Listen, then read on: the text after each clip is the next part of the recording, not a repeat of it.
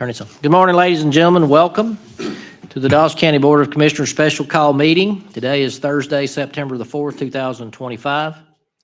Appreciate all that are with us in attendance as well as those that are with us online. We'll start off with a roll call. Let the record show that all the commissioners are present. Next, we'll go to the approval of the agenda. I have no changes to the agenda, so I'll entertain a motion to approve the agenda as presented. Motion to approve is presented. Motion by Commissioner Stowers, seconded by Commissioner Bruce. Discussion? Hearing none, please vote. Raise your hand. Okay, that is approved. All right, we'll move into the public hearing. This is the 2025 millage rate and property tax. This is the first of 3 hearings. The second hearing will be held at 6 o'clock today at our voting session meeting this afternoon, and the third hearing will be held at 10 a.m. in a special call meeting on September the 11th.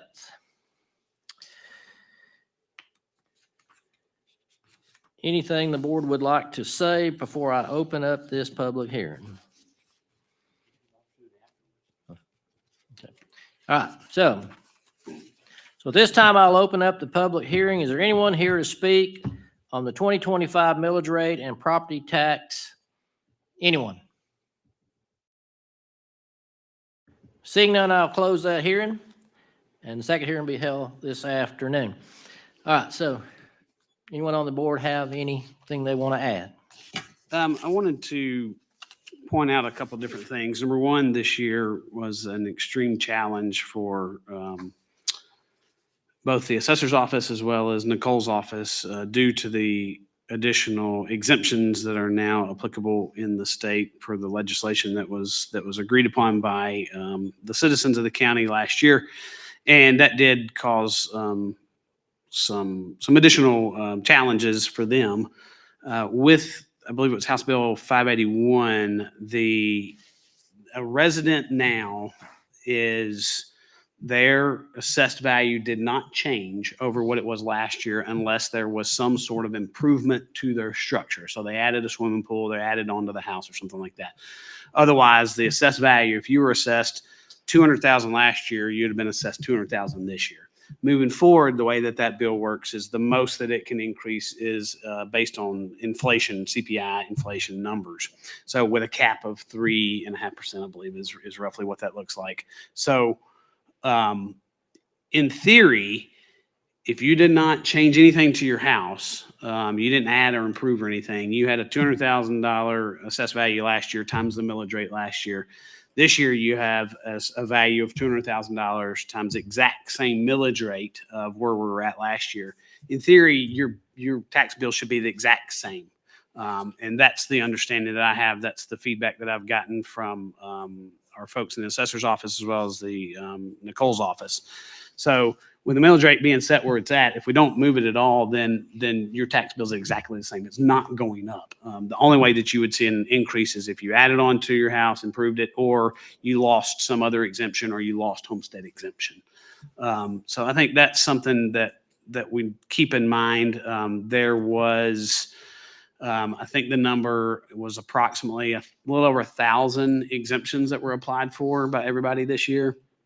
And it apparently we can't know. There's not a way to determine because the bill allowed the new exemptions to be stacked, which I'm not sure that was the intent, but it allowed them to be stacked. So the data that is provided through the assessor's office is unable to decipher what the new exemption actually truly cost us.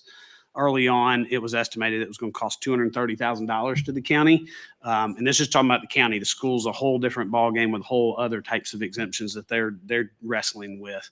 But on our side, that new 30-year exemption was supposed to be $230,000. I've yet to be able to understand what that true cost is. Based on numbers that I'm looking at, our revenue potentially is down about $400,000 over where it was the previous year. That includes new builds. There could be some ebb and flow, and there was more new builds in the prior year compared to the previous year. So our revenue is essentially looks like it's down a little bit. Another thing that we need to consider is sales tax revenue has, if you go back and look at trends, it's plateaued somewhat. We won't see a big increase in sales tax revenue until we get, say, another big box store like a Lowe's or a Target or something like that. Just because the smaller stores, yes, they do generate revenue, but it doesn't move the needle drastically when it comes to sales tax. Another thing that we need to be cognizant about as we look not only this year but looking forward is we rely heavily on sales tax revenue. That helps us keep, I think the chairman just did some analysis. We're the 7th lowest millage rate in the state, which is phenomenal, but we rely a lot on sales tax to offset that. With inflation, the tax that you pay, if you paid $100 for an item 5 years ago and today it's $130, that tax rate increases as well, or the tax rate stays the same, but you're paying more in sales tax because the value of that item has gone up.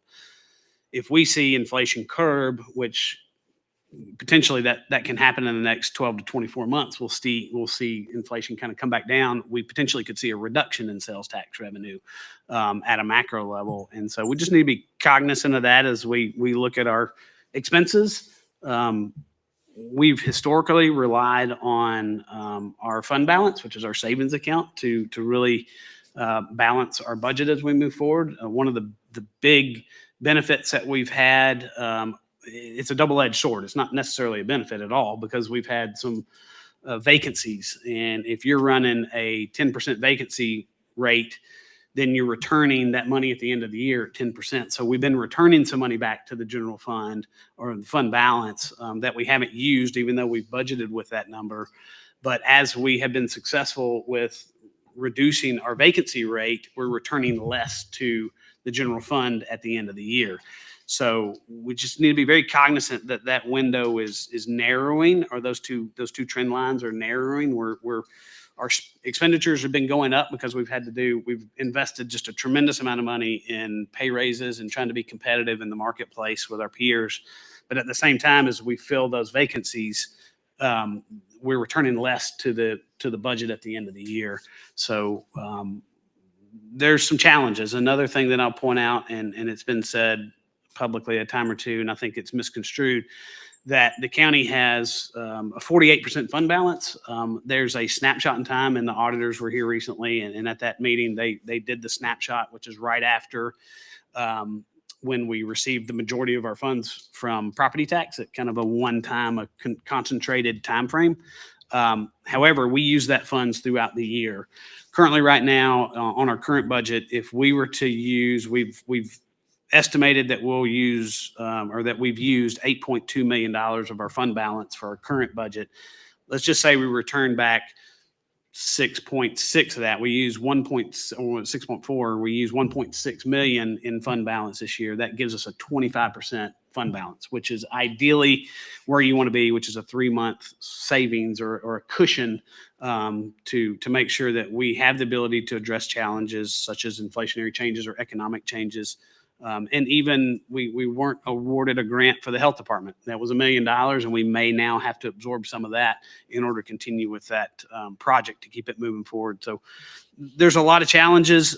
We are in a very healthy position, but I think we need to just be very cognizant as we look forward in our expenses as well as what our revenue income looks like. And this year, especially with the changes in the exemptions and how that impacts us. Anyone else? Okay. With that, we'll be adjourned, and we'll be back at 5 o'clock